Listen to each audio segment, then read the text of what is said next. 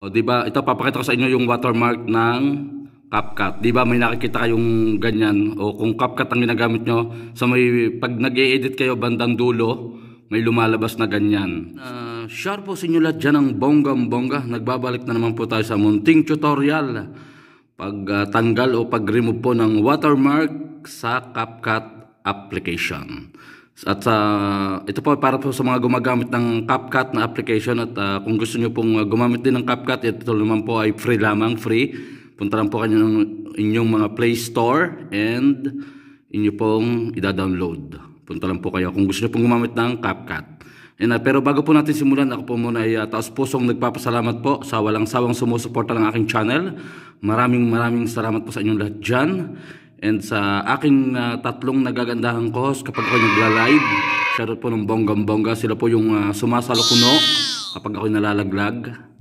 Miss Conchita Rachel Mingarin, Cordapia Carms Ubandos Kitchen, and the last but not the least, Ayang Farpol Official. Shoutout ang bonggang-bongga sa inyong tatlo.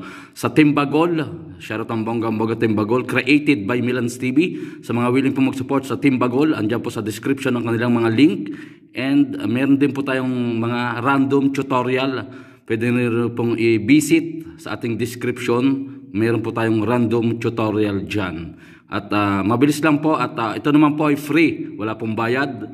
Minsan po kasi ay sa pagmamadali natin, hindi po natin natatanggal yung watermark. Ito po ay pag nagawa nyo na po to, kahit po anong i-edit nyo, wala na po siyang watermark. Automatic, walang watermark for free.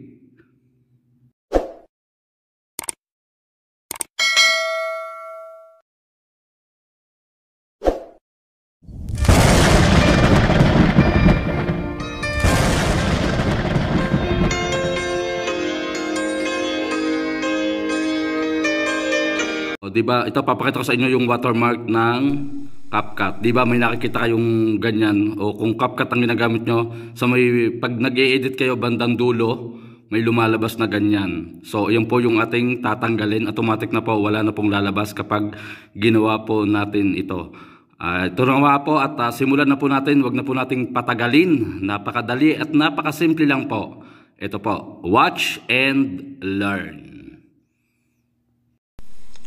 Ito na nga po at nandito po tayo sa ating screen at ituro ko na nga po sa inyo ang pagtanggal ng watermark sa CapCut. Click lang po natin yung CapCut na application.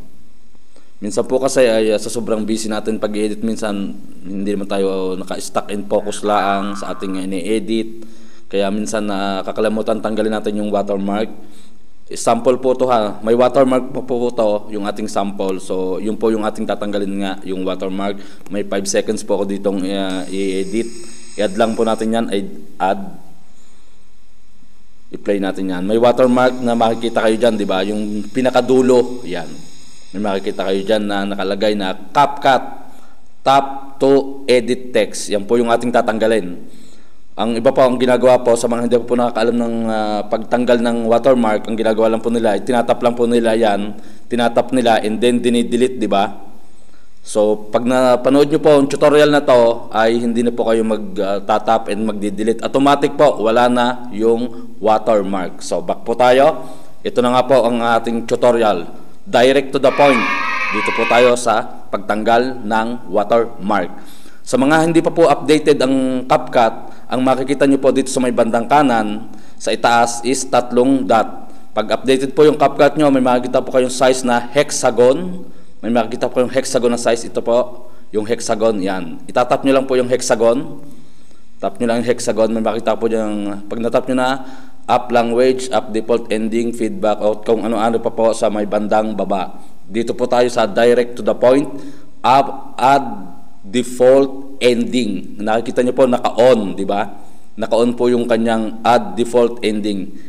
I-off niyo lang po 'yan. I-tap niyo lang yung yung kanyang off and then may makita po yung discard ending, keep or discard. I-click niyo lang po, itatap niyo lang yung discard. So naka-off na po 'yan siya. Sige, punta po tayo sa ating application na CapCut, new project. New project na po tayo. New project yung 5 seconds. So again and again, 5 seconds po uli. Add uli natin para mas mabilis. 5 seconds.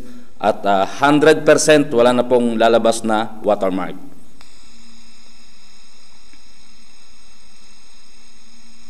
Wala na po siyang lumabas na watermark ng CapCut. At yan na, siguro hanggang dito na lang po at sana po ay nakatulong sa inyo. Sa mga hindi pa po nakakaalam at sa mga nakaalam na po, baka pwede nyo i-share sa iba, di ba? Para naman share your knowledge. Yan na, maraming salamat po sa inyong lahat dyan at saan man po kayo lupalop nandun, ng mundo nandoon. Yun. Lahat po kayo mag-iingat. Maraming thank you. Maraming salamat again and again. Mag-iingat po kayong lahat and God bless.